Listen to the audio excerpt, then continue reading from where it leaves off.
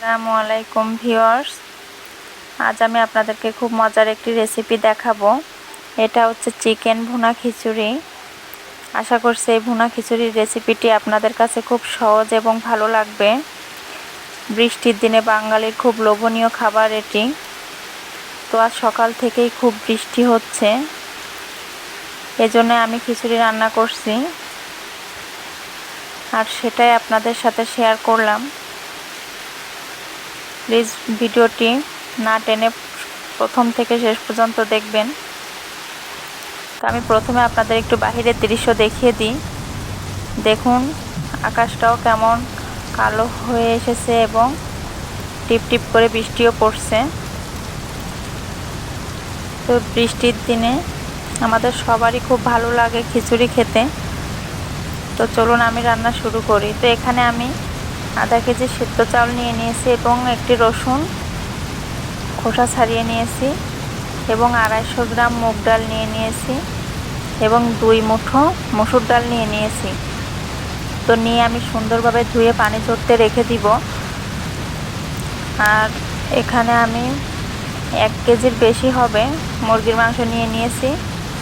তো মাংস দিয়ে খিচুড়ি রান্না করব। তো চুলায় আমি একটি পাতিল বসিয়ে পর্যাপ্ত তেল দিয়ে তার ভিতরে পেঁয়াজের কুচি দিয়ে দিলাম এবং 2 টেবিল চামচ করে রসুন বাটা এবং আদা বাটা এবং পেঁয়াজ বাটা দিয়ে দিলাম।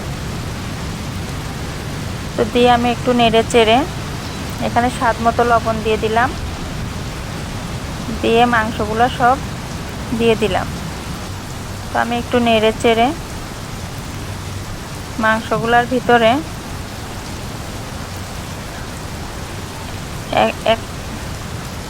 তো আমি এখানে 1 চামচ হলুদের গুঁড়ি, 1 চামচ মরিচের গুঁড়ি এবং 1 চামচ জিরার গুঁড়ি দিয়ে দিলাম এবং কিছু গোটা গোলমরিচ এবং কয়েকটা গোটা লবঙ্গ দিয়ে দিলাম। দিয়ে একটু আমি ভালোভাবে মিশিয়ে নিব মাংসের সাথে সব কিছুই। একটু ভালোভাবে নেড়েচেড়ে মিশিয়ে নিতে হবে। তো আমি এখানে 2-3টা এলাচকে একটু থেতো করে দিয়ে দিয়েছি। তো দিয়ে দেওয়ার পর এখানে আমি সামান্য পানি অ্যাড করে 5 থেকে 7 মিনিট রান্না করে নিব। তো 5 থেকে 7 মিনিট পর আমি ফিরে এলাম। তো আমি এখন চাল এবং ডাল পুরাটাই দিয়ে দিলাম, দিয়ে আমি মাংসের সাথে খুব সুন্দরভাবে মিশিয়ে নিব।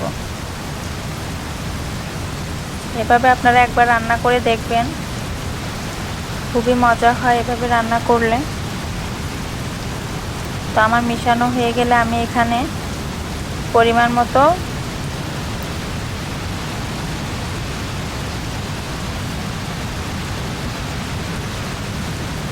তো এখানে আমি আবার একটা তেজপাতাও দিয়ে দিলাম এবং সামান্য হলুদ এবং সামান্য লবণ দিয়ে পরিমাণ মতো পানি দিয়ে দিলাম।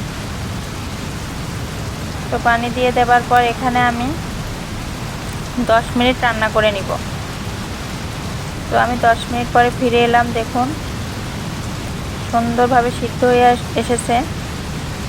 তো আমি একটু নেড়ে চেড়ে আবার 5 মিনিটের জন্য দমে রান্না করে নিব। তো 5 মিনিট পরে আমি আবার ফিরে এলাম। তো আমার রান্না এখন পুরোপুরি শেষ। আমি একটু বেড়ে দেখিয়ে দিব। তো আপনাদের যদি ভিডিওটি ভালো লেগে থাকে প্লিজ আমার পেজটাতে একটু ফলো করে দিবেন এবং লাইক দিয়ে দিবেন এবং আমার ইউটিউব চ্যানেলটিকে একটু সাবস্ক্রাইব করে দিবেন। ভিডিওটি দেখার জন্য সবাইকে ধন্যবাদ। আল্লাহ হাফেজ।